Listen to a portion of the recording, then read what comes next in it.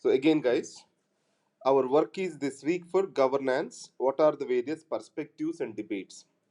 The first debate is state versus market, or it can be stated as public versus private. Who has to deliver what?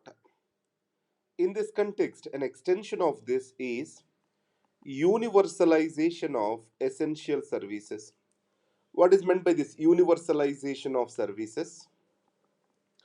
In this, we need to study about two essential services which UPSC is focused on: health and education. That is universalization of services. And the B, after state versus market, continuation of this, if we take universalization of services, who is good? Is the state is good? And who can achieve? If the state has to achieve, what all the various approaches tried with the state? Approaches we tried, keeping state in mind. The first is state versus market. And then, if the state is the case as to deliver the services, what are the approaches? What are the successful examples where the state achieved the universalization of certain services? And what are the failures? What all are the failures? So, state approaches, successful examples, and failures. So, these are the things we need to talk about. And similarly, market has also achieved. Did it achieve any universalization of services? What kind of services it has achieved the universalization? And then, where it is successful, successful examples. In the context of India, what are the successful examples? Outside India, what are the successful examples? Now, then we have to talk about healthcare. Who is better, state versus market? Education, who is better, state versus market? Employment, who is better, state versus market? And then poverty reduction and welfare, who is better, state or market? Now, are there any innovative approaches over here? Now, with regard to various health, education, employment, poverty, welfare, sports, education, may again, higher education, who are better? After this discussion is over, the next part which we have to look into is what is the government approach or mindset now? Is government is more prioritizing the state or market? With regard to various programs and schemes, we need to take them into context and how market is being brought into it. Let's take agriculture. If we take agricultural insurance, we are talking about. Now, in agricultural insurance, how the market is been brought in. So, Pradhan Mantri Fasal Bima Yojana, we need to talk about that. And what are the issues with Fasal Bima Yojana? And similarly, health, when we talk about, again, insurance based centric delivery. So, Ayushman Bharat, we are going to talk about. So, it means what is the government mindset? We have to understand through policies and programs initiated by the government. This is the topic which we have to focus on this particular week. So, this debates. Second part of the debate is an organization shall have greater accountability or autonomy. So, in this context, accountability versus autonomy, we need to think on few things. So, recently, press, what is that? Prashar Bharati, not press, Prasar Bharati versus Ministry of Information and Broadcasting. And the second thing is press freedoms versus press accountability. Do we need to a law to regulate the press? And the third, NGOs, non-governmental organizations. Do we need to create greater accountability for them, or do we need to them to their autonomy? So how it is in the context of Foreign Contributions Regulation Act. So this accountability versus autonomy debate, it has wider connotations. So I am broadly talking about accountability versus autonomy, that is state versus non-state actors, accountability versus autonomy. If I am talking about NGOs or civil society, so how the state is trying to regulate them and how the NGOs are resisting such a regulation. This is the first area which we need to think on. And the second area to this is within the government, we have multiple institutions. What are these multiple institutions? You have departments, ministries, and departments versus public sector undertakings, PSUs. So, how these have to be? I mean, PSUs want greater autonomy, how department wants accountability. In this context, Ministry of Aviation versus Air India, Air India. So this is one example. Mini Ratnas, Maharatnas, how we want to manage public sector undertakings without greater control. So excessive accountability, then what are the consequences? Autonomy, what are the consequences? And the next is within the department, bureaucrats, officers are there. Now, officers, how their accountability is enforced and how their functional freedoms have to be given to them within department. Now, at three levels, we have to talk about. So, officers' accountability. In this comes the Prevention of Corruption Act 13(1) subclause D. Within the office, within the bureau, how officers are made accountable. And the second, within the government, different kinds of structures are there.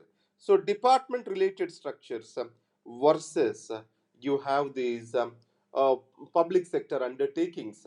So Prasar Bharati, which is an autonomous organization, and then PSUs. Third thing is government as a whole versus media, which supposed to seek the accountability of government, and then government versus civil society. And this fight between these institutions, we need to talk. And in this context, the next comes something called as regulation of by government or regulation by state. So, in this regulation by state, we have this concept called cryptocurrencies are been recently banned. As cryptocurrencies are been banned, what are the can regulate if they need to be regulated or banned? That is what is the question.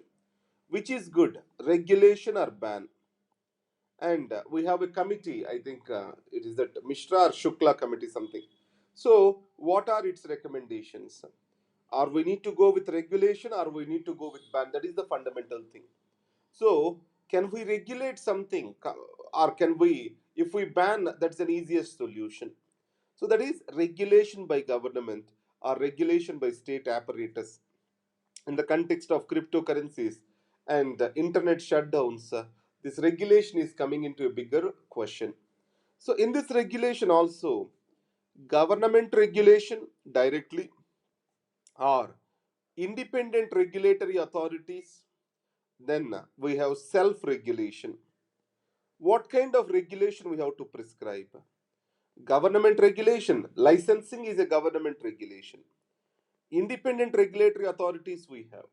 With this independent regulatory authorities, TRI, etc., what is the basic idea behind that SEBI, TRI, RBI?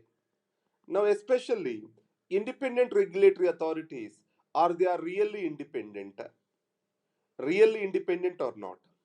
And the second is when we talk about them, now functional autonomy for that. So, in this case, RBI's functional autonomy was very much in the news. So, institutional autonomy for these independent regulatory authorities, that we need to talk about. And then self regulation, is it a failure or a success in India? Especially in case of media, we talk about this self regulation, what extent it is successful. And then, with regard to this regulatory overreach, so certain regulatory institutions are crippling the functioning of business. The regulatory overreach is something which is kind of extending the arms of the state beyond the requirement. That is called regulatory overreach. Regulatory deficit, where the in which sectors we see regulatory deficit. And the third thing, regulatory overlap. What is meant by regulatory overlap? You have unit linked insurance schemes. So these unit linked insurance schemes, do they come under SEBI or they come under, what do we call it as, IRDA, Insurance Regulatory Development Authority? So SEBI IRDA conflict with regard to ULIPs is a simple example of regulatory overlap. Similarly, with regard to TRI, also we have, so is the TRI is functioning recently on net neutrality? Is it a regulatory overreach? TRI's recommendations.